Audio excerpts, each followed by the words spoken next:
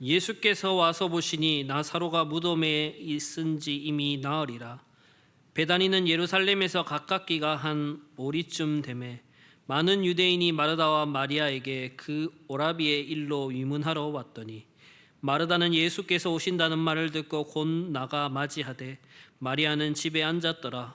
마르다가 예수께 여짜오되 주께서 여기 계셨더라면 내 오라버니가 죽지 아니하였겠나이다. 그러나 나는 이제라도 주께서 무엇이든지 하나님께 구하시는 것을 하나님이 주실 줄을 아나이다. 예수께서 이르시되 내 오라비가 다시 살아나리라. 마르다가 이르되 마지막 날 부활 때에는 다시 살아날 줄을 내가 아나이다. 예수께서 이르시되 나는 부활이요 생명이니 나를 믿는 자는 죽어도 살겠고 무릇 살아서 나를 믿는 자는 영원히 죽지 아니하리니 이것을 내가 믿느냐. 이르되 주여 그러하이다. 주는 그리스도시요 세상에 오시는 하나님의 아들이신 줄 내가 믿나이다. 아멘.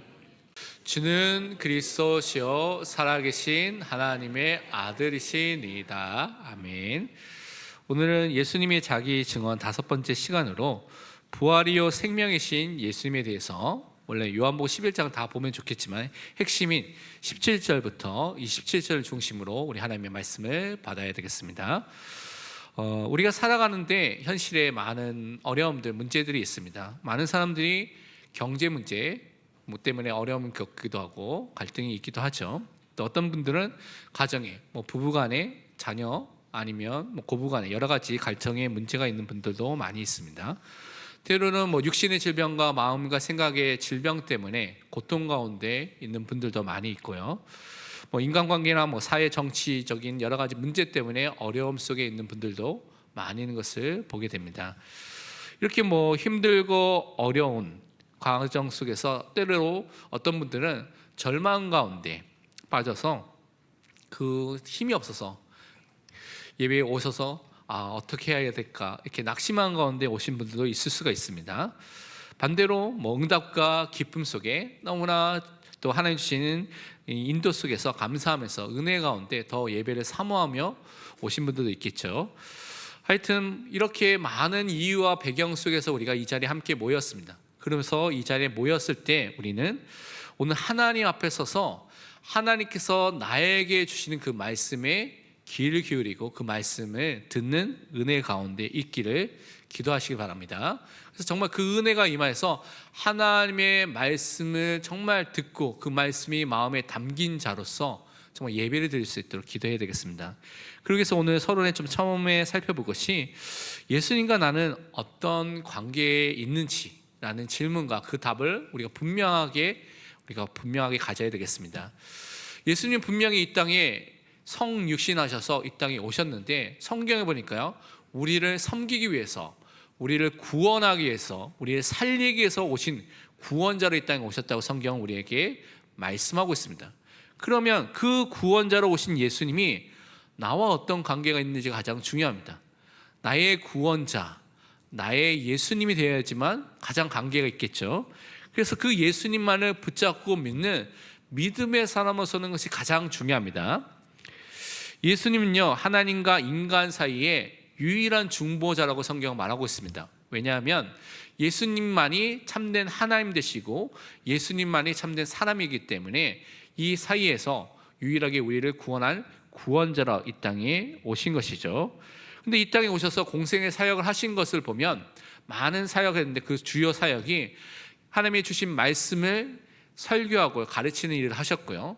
그 말씀을 전혀 복음이 들어가지 않는 사람과 현장에 전파하는, 전도하는, 선교하는 일을 하셨고, 또한 그와 함께 많은 병든 사람을 치유하는, 낫게 하는 일을 하셨다고 성경은 우리에게 말씀하고 있습니다.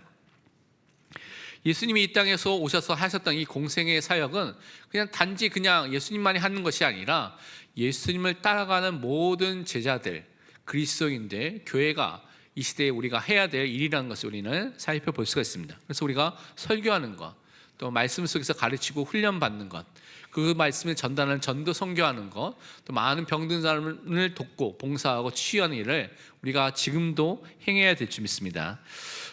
마가복음 4장 23절, 그래서 예수님이 사역을 이렇게 설명하고 있습니다. 예수께서 온 갈릴리에 두루 다니사 그들의 회당에서 가르치시며 천국 복음을 전파하시며 백성 중에 모든 병과 모든 약한 것을 고치시니. 분명히 예수님은 모든 현장마다 다 다니시면서 이 사역하셨죠. 그리고 말씀을 증거하시고 가르치시고 설교하시고 고치시는 일을 하셨습니다. 제가 지난주 목요일 금요일 이제 신방을 해서 4군데 3군데를 했는데요. 저 운전도 안 하고요. 다른 목사님, 부목사님들이 운전도 해주시고 했는데 이 4군데 3군데 갔다 오니까 힘이 들더라고요. 그러니까 시간을 들이고 이제 사람 만나고 왔다 갔다 하니까 그렇게 또 시간도 걸리니까 그러겠죠. 근데 예수님 당시에는 자동차가 있습니까? 자동차가 없습니다. 두 발로 마을마다 다니시면서, 또 예수님은요 쉬실 곳도 누울 곳도 없다고 말씀하셨죠. 그렇게 어려운 환경 속에서도 이 사역을 감당하셨습니다. 그 예수님의 사역을 볼 때마다 내가 너무나 배가 부르구나 라는 생각을 저는 너무나 많이 하고 있는데, 정말 이 은혜, 예수님을 닮아서 이 일을 우리에게 맡기셨기 때문에 이 일을 정말 은혜 가운데 감당해야 되겠구나 라고 생각하고 있습니다. 그런데 이 예수님은 이 땅에 오셔서 우리를 살리기 위해서, 우리를 섬기기 위해서 오셨다고 말하고 있죠. 그래서 예수님은요 우리를 대신해서 화목제물로, 속죄제물로, 대속물로 죽으셨다고 성경은 말하고 있습니다. 우리의 모든 죄를 담당하신 속죄제물이 되셨고요, 우리가 받아야 될 그 진노를 다 담당하셔서 하나님의 진노를 누그러뜨리는 화목제물이 되셨습니다. 그래서 그 예수 그리스도 안에 있으면 그리스도를 통하여서 우리는 죄의 통치와 지배가 끝나고 참된 자유와 해방을 얻게 되는 그 은혜가 대속물 되신 예수님을 통해서 우리에게 임하게 되는 것입니다. 그래서 예수님이 우리가 죽어야 될 그 자리에 우리를 대신해서 십자가에서 대신해서 죽으신 것입니다. 예수님의 십자가의 그 달리심은 내가 그 자리에 있어야 되는데, 죄 때문에 그것을 해서 저주와 재앙을 받아서 그 자리에 내가 죽어야 되는데, 예수님께서 대신 그 자리에 나 대신, 우리 대신 그 현장에서 죽으신 것입니다. 마태복음 20장 28절에 이렇게 말씀하고 있습니다. 인자가 온 것은 섬김을 받으려 함이 아니라 도리어 섬기려 하고 자기 목숨을 많은 사람의 대속물로 주려 함이니라. 예수님은 우리에게 생명을 주셨습니다. 그 생명을 통하여서 우리는 구원을 받게 된 것입니다. 죄에서 해방과 자유를 누리게 된 것입니다. 그래서 모든 죄와 저주와 재앙을 담당해 주신 대속물 되신 예수 그리스도를 통하여서 우리는 영원한 속죄, 죄 사함을 받게 된 것입니다. 그리스도께서 십자가에서 피를 흘리고 몸을 찢기셨기 때문에 새로운 살 길이 열리게 되었습니다.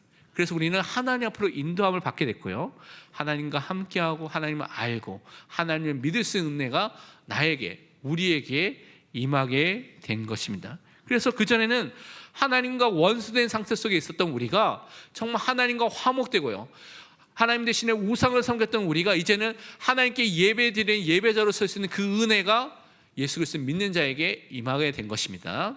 또한 예수 그리스도는요 십자가를 통해서 사단과 악령을 이기시고 승리하셨습니다. 그래서 우리가 예수 그리스도를 믿을 때 그 예수님의 승리가, 그 십자가의 승리가 나의 승리가 되는 은혜가 임하게 된 것입니다. 왜냐하면 내가 예수 그리스도가 연합한 자가 됐고 예수 그리스도 안에 있는 자가 됐기 때문에 그렇습니다. 그래서 예수 그리스도를 하나님의 은혜로 믿게 됐을 때 구원과 영생을 소유한 자가 된 것입니다. 그래서 이 은혜를 항상 누리는 것입니다. 예수 그리스도가 주인과 왕과 목자가 된, 그래서 그 개인과 가정과 교회가 될 때 그 현장이 살아나고요, 그 현장이 변화되는 은혜가 임하게 되는 것입니다. 그래서 구원받은 사람들이 모인 이 교회 공동체는 그래서 예배를 드려야 되는 것입니다. 최고로 하나님께 영광과 경배를 드리는 예배를 드리는 것이고, 그 말씀을 통하여서 양육받고 훈련받아서 그리스도의 제자를 세우는 현장이 되어야 됐고요, 그 그리스도의 제자들이 현장마다 예수님께서 온 갈릴리로 다니면서 말씀을 선포했던 것처럼 우리가 그 예수의 복음을 갖고 현장에 전도하고 선교하는 일에 우리를 부르셨습니다. 또한 우리는요 다른 것이 아닌 그리스도의 말씀 안에서 서로 교제하고요, 봉사하고 헌신해서 그리스도의 공동체 교회를 세워가는 그 은혜의 사람으로 우리를 불러주셨습니다. 그래서 우리는 정말 하나님 앞에 항상 서야 됩니다. 그런데 우리가 현장에서 살고 사람들과 만날 때마다 우리는 이런 생각이 들 때도 있죠.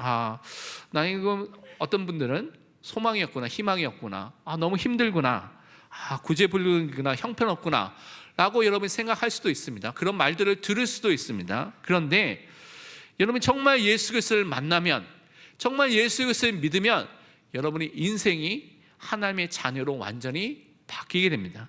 여러분이 살아나는 그 은혜가 여러분의 자신에게 임하게 될 줄 믿습니다. 어떠한 사람이라도 누구라도 그리스도 예수 안에 있으면 새로운 피조물이 되는 것입니다.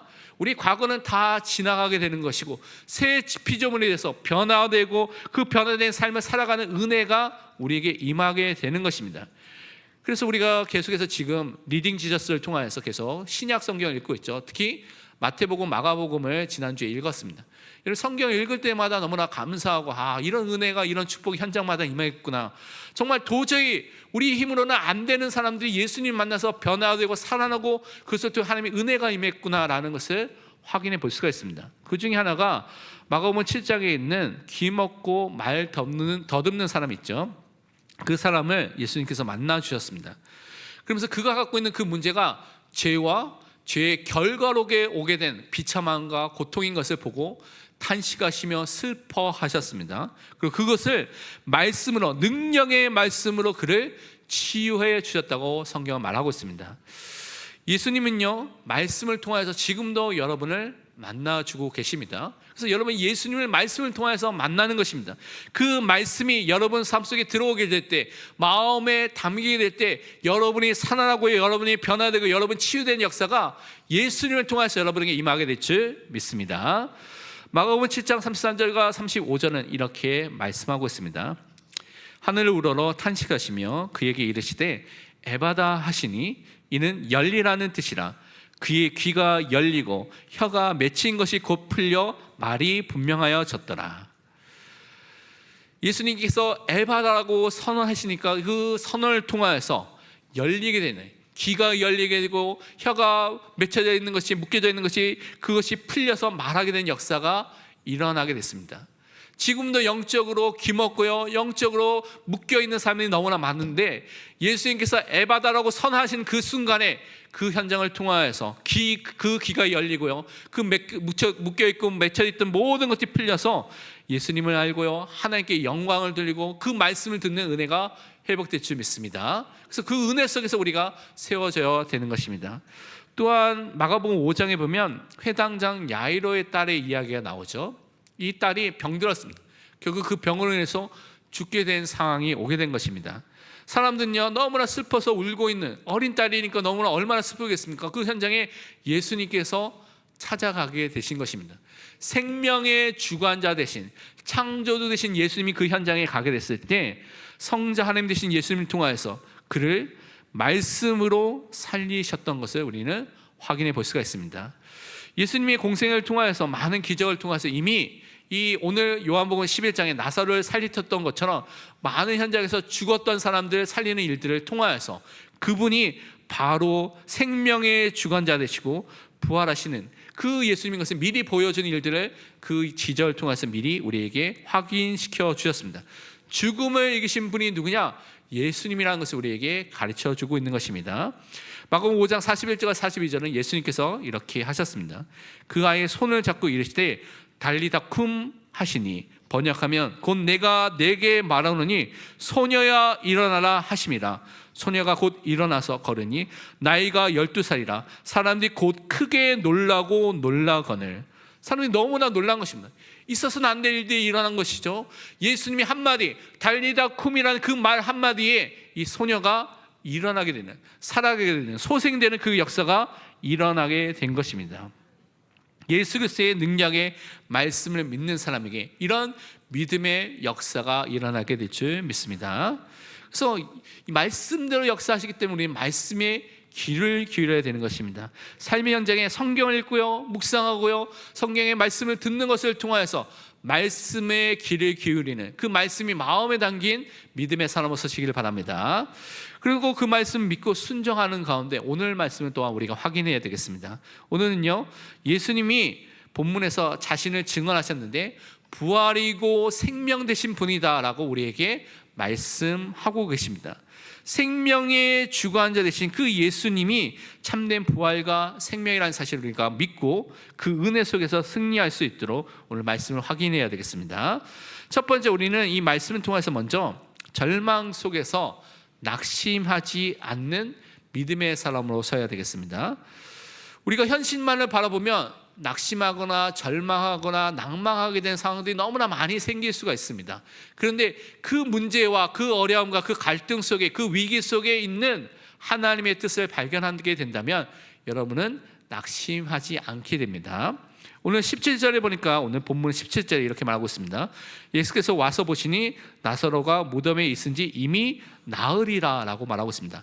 하루, 이틀, 사흘, 나흘, 죽은 지 4일째 되던 때 예수님께서 이 나사로의 집에 가게 된 것이죠. 이것은 성경에서 많은 신학자들은 뭐라고 말하냐면 의도된, 계획된, 지체됨, 계획되게 해서 늦게 가셨다라고 말하고 있습니다. 그래서 그 속에 분명히 하나님의 뜻이 있다는 사실을 우리는 확인하고 믿어야 되겠습니다. 왜냐하면 여러분, 예수님이 공생의 사역을 읽고 여러분이 마가복음, 마태복음을 읽으면 보통 이거 어떻게 하셨습니까? 예수님께서 병자의 요청이 있으면 곧바로 그 현장에 가셔서 그 사람들을 만나시고요, 말씀을 주시고 그들을 치유하신 장면이 너무나 많이 있지 않습니까? 그것이 보통의 예수님께서 하셨던 사역이었습니다. 그런데 요한복음 11장 3절에 보니까 나사로가 병들었던 소식을 들었을 때 예수님께서 가자, 빨리 가자, 우리가 빨리 가야 되겠다라고 해서 말을 빌려라 라고 한 말이 아니라 요한복음 11장 6절에는 뭐라고 말하고 있냐면 이상하게 그 지역에서 이틀을, 하루 이틀, 2일을 더 그 현장에 유하시고 그 다음에 떠나셔서 오셨다고 말하고 있습니다. 이상하지 않습니까? 예수님께서 사랑하는 나사로, 사랑하는 마리아, 마르다, 그 가정에 빨리 가셔서 그들을 만나시고 치유하셔야 되는데 왜 이틀이나 더 시간을 더 보낸 다음에 가셔야 됩니까? 이유가 있습니다. 그래서 예수님께서 의도적으로 지체를 하셨습니다. 왜 지체를 하셨냐? 이미 죽은 지 나흘, 하루, 이틀, 사흘, 나흘, 4일째 됐다는 것은 시체가 썩어가는 중이라는 것이죠. 부패되어 있는 그것을 기다린 것입니다. 시체가 부패된 것을 기다린 다음에 예수님께서 그 현장에 가신 것입니다. 왜 이렇게 하셨습니까? 그 당시에 유대인들이 생각하는 관념 중에 하나가 뭐냐면, 많은 사람이 갖고 있던 생각이 성경적인 것은 아닙니다. 그 당시에 유대인이 가졌던 생각이 뭐냐면, 사람이 죽으면요, 그 영혼이 3일 동안 죽은 사람의 주변에 이렇게 다니면서 다시 돌아올 기회를 찾는다는 생각을 갖고 있는 사람들이 많이 있었습니다. 성경은 그렇지 않죠. 성경은 죽으면 천국과 지옥으로 영혼이 간다고 말하고 있는데, 그래서 그 생각을 갖고 있는 사람들이 많이 있었기 때문에 그 유대인들을 생각하고 예수님께서 나흘째 되는 날, 하루 이틀 3일이면 그렇게 가능성이 있는데 사일째 되면 완전히 죽었구나 라고 유대인들이 다 생각합니다. 그래서 4일째 되던 때에, 그때 시체가 썩어서 완전히 죽게 된 그때에 예수님께서 나사로에게 찾아오시고 그 무덤에 찾아오셔서 그를 살리시는 일을 하신 것입니다. 왜냐? 예수님께서 참된 생명의 주관자가 되시는 것을 분명하게 사실적으로 알려주기 위해서 의도되게 늦게 가시게 된 것입니다. 그래서 이 기적을 베푸시면서 미리 하나님의 뜻이 무엇인지를 제자들에게 미리 밝히셨습니다. 하나님의 영광이 나타나는 것이고요, 제자들의 올바른 믿음을 위해서 이 일을 했다고 예수님께서 말씀하셨습니다. 요한복음 11장 4절과 15절 말씀 우리 함께 고백하도록 하겠습니다. 먼저 4절 읽겠습니다. 예수께서 들으시고 이르시되 이 병은 죽을 병이 아니라 하나님의 영광을 위함이요 하나님의 아들이 이로 말미암아 영광을 받게 하려 함이라 하시더라. 15절입니다. 내가 거기 있지 아니한 것을 너희를 위하여 기뻐하노니 이는 너희로 믿게 하려 함이라. 그러나 그에게로 가자 하시니. 아멘. 예수님은요, 왜 이 지체를 하면서 늦게 가셨느냐? 하나님의 뜻이 있는데, 먼저는 이 사건은 나사로가 살아나는 것을 통하여서 하나님께 영광을 돌리고요, 하나님의 아들 되신 이 예수님이 생명의 주관자라는 사실이 나타나고, 그것을 통하여 그 예수님도 영광을 받으시기 위해서 늦게 가신 것입니다. 그와 함께 제자들이 예수님을 지금 따라가고 있는데, 그 예수님을 정말 그리스도로 살아계신 하나님의 아들, 성자 하나님으로 믿는 그 믿음을 주시기 위해서 의도되게 늦게 가셨고, 그 나사로를 살리는 그 일을 하셨다고 분명히 말씀하고 있습니다. 우리가 살아가는 삶 속에서 뭔가 하나님의 응답이 즉각적으로 오면 좋겠는데 때로는 그 응답이 지체되거나 더디 오거나 아니면 아예 무응답으로 올 때가 있는 경우가 있습니다. 이 속에 항상 여러분 기억할 것이 모든 것 속에 하나님 더 좋은 계획과 하나님 더 좋은 뜻이 있다는 사실을 분명히 믿고 하나님만을 신뢰하고 바라보고 기도하고 기다리시기 바랍니다. 하나님의 뜻이 발견될 때까지 말씀에 집중하고 하나님께 간구하시길 바랍니다. 분명히 여러분이 하나님의 자녀가 맞다면 여러분 삶 속에 하나님께서 더 좋은 것으로 하나님의 뜻을 분명히 주실 줄 믿습니다. 그런데 이 마르다는 아직도 그것을 모르고 있죠. 그래서 많은 사람들이 이미 사일이 됐으니까 얼마나 슬프겠습니까? 절망 가운데 슬퍼하고 애통하는 가운데 있었습니다. 그런데 이 절망 가운데 우리는요, 예수님께 하나님께 소망을 둬야 된다는 것을 오늘 확인해야 되겠습니다. 20절과 22절에 보면 이렇게 말씀하고 있습니다. 마르다는 예수께서 오신다는 말을 듣고 곧 나가 맞이하되 마리아는 집에 앉았더라. 마르다가 예수께 여짜오되 주께서 여기 계셨더라면 내 오라버니가 죽지 아니하였겠나이다. 그러나 나는 이제라도 주께서 무엇인지 하나님께 구하시는 것은 하나님이 주실 줄 아나이다. 마르다는 이제 예수님을 맞이하러 나갔죠. 그러면서 예수님 만나자마자 예수님이 계셨으면 내 오라버니 이 나사로가 죽지 않았을 건데 라고 예수님께 먼저 고백을 했습니다. 예수님에 대해서 이 마르다가 한계가 있는 제한된 믿음, 연약한 믿음을 갖고 있는 것을 말하고 있죠. 그분이 누구인지를 정확하게 알지 못하고 지금 그렇게 고백을 하고 있는 것입니다. 그러니까 우리가 이와 같은 경우가 너무 많죠. 하나님이 즉각적인 응답이 없으면 의심하면서 하는 그런 상태와 비슷하다고 볼 수가 있죠. 그러면서 절망 가운데 있지만 이 마르다가 한마디 더 했죠. 예수님이 하나님께 기도한다면 하나님께서 응답해 주실 거라고 한마디 더 말했습니다. 그러니까 조그마한 믿음의 불씨, 조그마하고 연약한 믿음의 또 소망에 대한 고백을 하게 된 것입니다. 이것은 이 믿음은 예수님을 생명의 주관자가 되신 분으로 믿지 않고요, 그냥 보통 선지자보다는 더 뛰어난, 더 특별한, 하나님께 기도하면 더 응답을 잘 받는 그 선지자 정도의 수준으로 생각하면서 지금 고백한 것이라고 많은 신학자들은 이야기하고 있습니다. 그러니까 믿음의 한계를 갖고 연약하고 부족한 믿음을 보고 그것을 말하고 있는 것이죠. 그런데 예수님은 이 믿음을 통하여서 역사하셨습니다. 그리고 이 믿음을 통하여 귀중하게 여기시면서 더욱더 성숙한 믿음, 정말 예수님을 하나님으로, 예수님을 그리스도로 믿는 그 믿음을 주시기 위해서 그것을 사용했던 것을 우리는 살펴볼 수가 있습니다. 마가복음 9장 21절 24절 보면 귀신 들린 그 아들 때문에 예수님께 나온 사람이 이야기했습니다. 말씀이 보면요, 귀신이 그를 죽이려고 불과 물에 자주 던졌나이다. 그러나 무엇을 하실 수 있거든 우리를 불쌍히 여기서 도와주옵소서. 예수께서 이르시되 할 수 있거든이 무슨 말이냐, 믿는 자에게 능히 하지 못할 일이 없느니라 하시니 곧 그 아이의 아버지가 소리질러 이르되 내가 믿나이다, 나의 믿음 없는 것을 도와주소서 하더라. 대부분 우리는 마르다 같은 상황, 이 귀신 들린 아버지 같은 그런 믿음을 갖고 있을 때가 너무나 많습니다.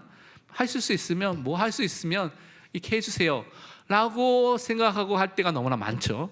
그런데 예수님께서 그것을 책망하시면서 그것을 말했을 때 이 아버지가 내가 믿나이다, 나의 믿음 없는 것을 도와주소서라고 고백했습니다. 우리가 이 기도를 회복해야 될 줄 믿습니다. 여러분 믿음이 연약하다면 정말 나의 믿음 없는 것을 도와주소서라고 기도하시길 바랍니다. 간구하시길 바랍니다. 그러면 너무나 은혜로우신 하나님께서, 그 너무나 은혜로운 예수 그리스도께서 그 기도를 들으시고 여러분에게 믿음을 주시고 여러분 삶 속에 역사해 주실 줄 믿습니다. 그러면서 우리는 두 번째로 부활과 생명의 주관 되신 예수 그리스도를 믿고 살아난 자가 된 것에 감사해야 되겠습니다.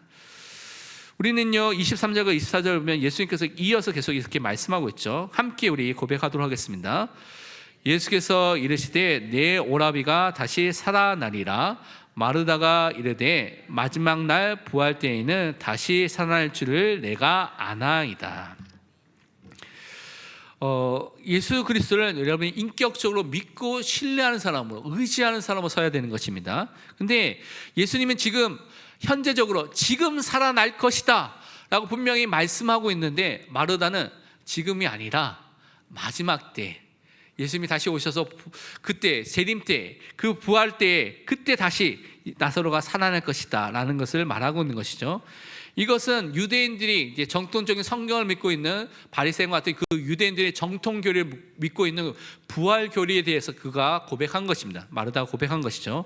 이사야서 26장 19절을 보면 주의 죽은 자들은 살아나고 그들의 시체들은 일어나리이다.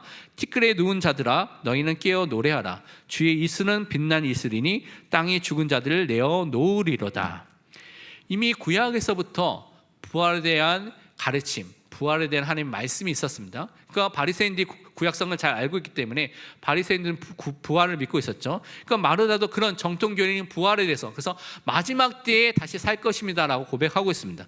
그런데 예수님의 그 마지막 때를 말하는 것이 아니라 지금 예수님을 믿으면 그가 살아날 것이다라고 말하고 있는 것이죠. 그래서 우리는 항상 참된 믿음을 회복하고 가진 사람으로 서야 되겠습니다. 참된 믿음은 지성, 머리로만 이해하는 것이 아닙니다. 그것은 마음으로 그 예수 그리스도를 그 복음을 이해하고 받아들이고 동의하고 찬성하는 것이고요. 의지적으로 우리 말씀의 실체가 되시고 교리의 실체가 되신 그 예수 그리스도를 의지하고 신뢰하고 받아들이고 붙잡는 것을 말하는 것입니다. 그때 정말 우리는 참된 믿음의 역사가 우리 삶 속에 나타나게 될 줄 믿습니다. 그래서 정말 항상 점검해야 될 것이 나는 예수 그리스도를 정말 신뢰하고 그분만을 붙잡고 따라가고 있는가 항상 우리는 점검해야 되는 것입니다. 근데 많은 사람들이 마르다처럼 믿는다고 생각하지만 머리로만 생각하고 믿는 사람이 많이 있는 것입니다. 삶에서 인격적으로 예수 그리스도를 신뢰하지 않는 사람이 많이 있는 것이죠. 다른 말로 예수 그리스도를 나의 주인으로 왕으로 목자로 인정하고 고백하고 시인한다는 것은 그분의 통치와 그분의 다스림에 우리가 순종하고요, 그것에 인도함을 받는 삶을 살아가는 것입니다. 근데 많은 사람이 그런 삶이 없다는 것은 내가 주인 되고 내가 원하는 데 내 마음대로 산다는 것은 예수님의 사실은 인격적으로 지금 신뢰하고 믿고 있지 않다는 것을 말씀하고 있습니다. 그래서 우리는 이것을 바꿔야 되겠습니다. 하나님의 말씀으로 예수 그리스도 인격적으로 알고요, 그분을 섬기고요, 그분을 정말 믿는 신뢰하는 믿음의 사람을 서서 그분만을 따라가는 그리스도의 제자로 서시기를 바랍니다. 참된 믿음을 회복한 그리스도의 제자의 삶이 여러분의 분명히 있을 줄 믿습니다. 그러면서 예수님은 자신이 부활과 생명 되심을 또한 선언해 주셨습니다. 함께 25절과 26절 말씀 함께 우리 고백하겠습니다. 예수께서 이르시되 나는 부활이요 생명이니 나를 믿는 자는 죽어도 살겠고 무릇 살아서 나를 믿는 자는 영원히 죽지 아니하리니 이것을 내가 믿느냐. 아멘. 우리는 부활이요 생명이신 예수 그리스도를 믿는 믿음의 사람으로 오늘도 서야 되겠습니다. 예수님은요 바로 부활과 생명의 주관자라고 말씀하고 있습니다. 그러니까 예수님께서 그 부활이 되시고 예수님께서 그 생명이 되신다고 말씀하고 있습니다. 그러니까 생명과 부활의 근원이 누구냐? 바로 예수님이다 라고 성경은 우리에게 밝히고 있습니다. 요한계시록 1장 17절과 18절은 우리에게 이렇게 말씀하고 있습니다. 내가 볼 때 그의 발 앞에 엎드려져 죽은 자 같이 되매 그가, 예수님이 말하죠, 오른손을 내게 얹고 이르시되 두려워하지 말라. 나는 처음이요 마지막이니 곧 살아있는 자라. 내가 전에 죽었었노라.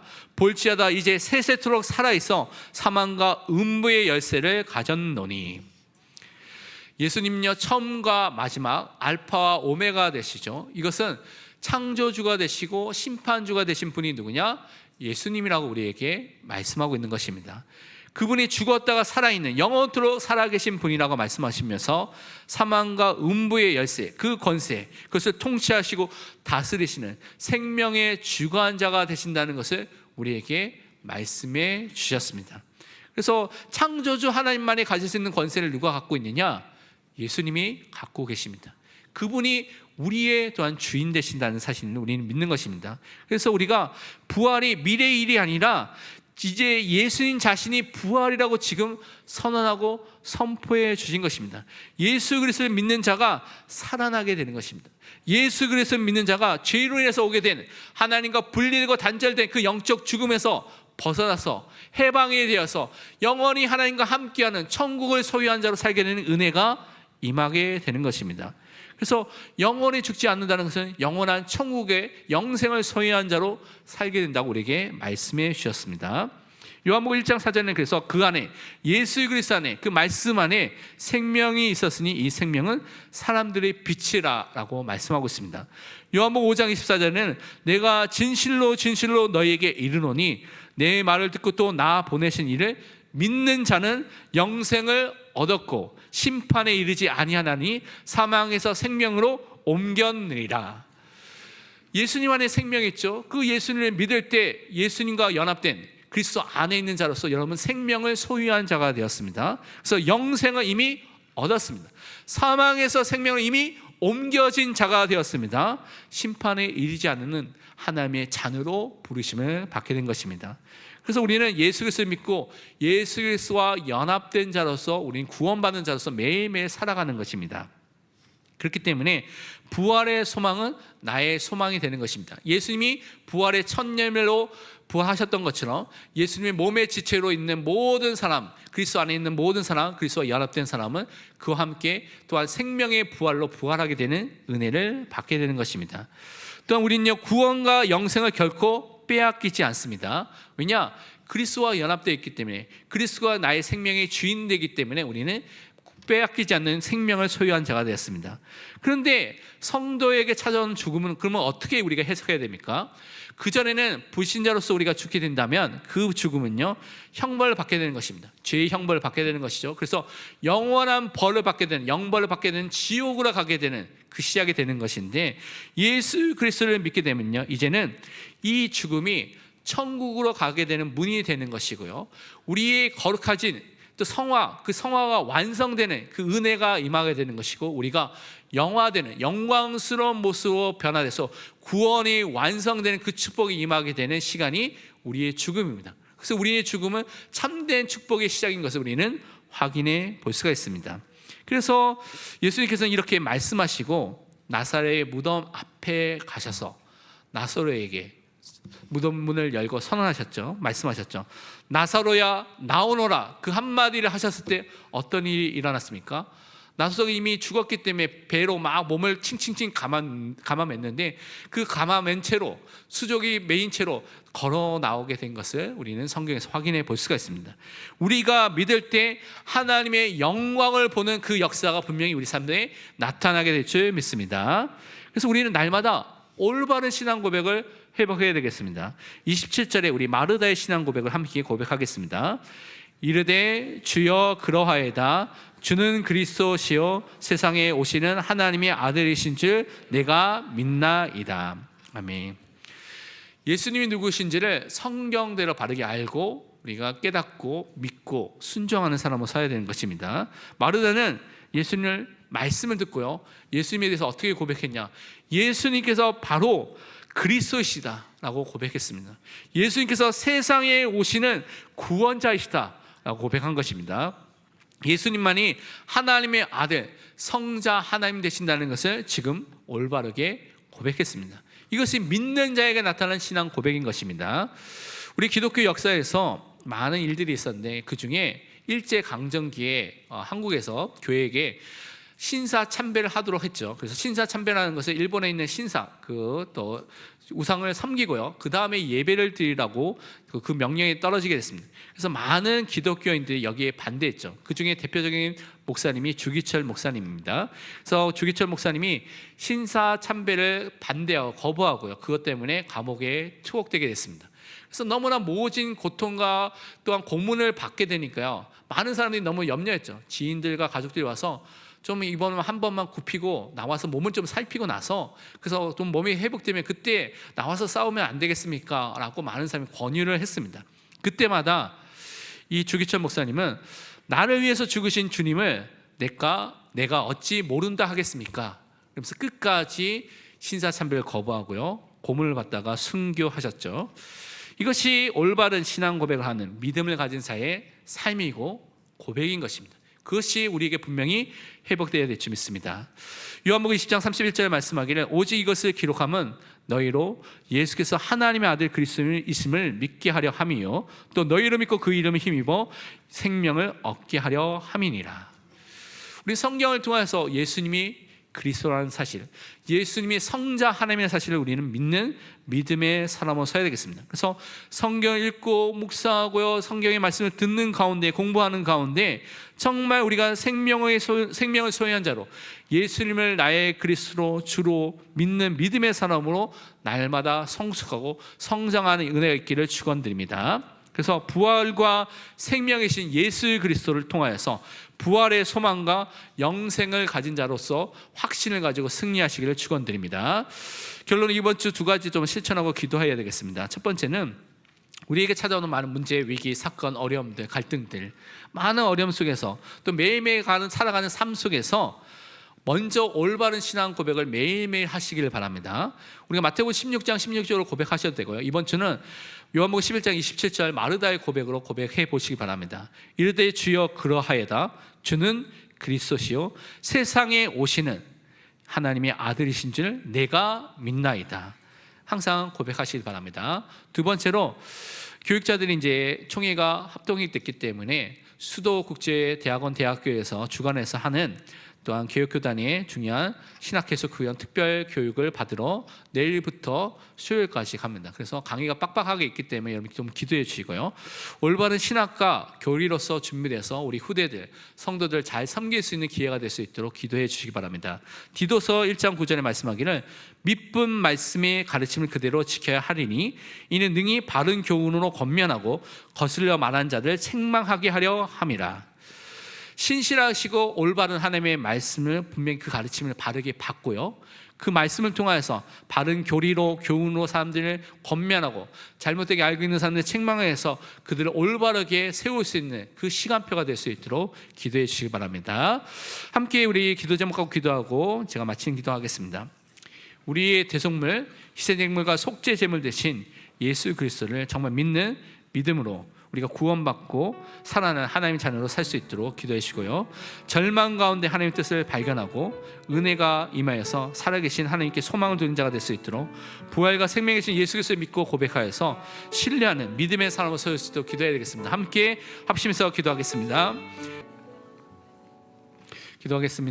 하나님, 참으로 감사합니다. 우리가 너무나 연약하고 죄 가운데 있었던 죄인이었던 우리를 너무나 사랑하여서 구원하여 주시며 하나님께 영광 돌릴 수밖에 없는 믿음의 사람으로 세워주시면 감사드립니다. 우리 믿음이 마르다와 같이 의심도 하고 연약하고 불완전하지만 예수 그리스도의 그 말씀을 통하여서 예수님이 그리스도이시며 살아계신 그 하나님의 아들이라는 사실을 고백하고 믿는 믿음을 허락하여 주시면 감사드립니다. 이 믿음을 통하여서 우리 삶의 현장들마다 하나님의 영광을 보는 그 역사가 일어나게 하여 주옵소서. 하나님의 살아계심과 또한 부활과 생명 되신 예수 그리스도의 능력이 우리 현장들마다 임할 수 있도록 성령으로 역사하여 주옵소서. 감사드리며 살아계신 예수 그리스도의 이름으로 기도합니다. 아멘.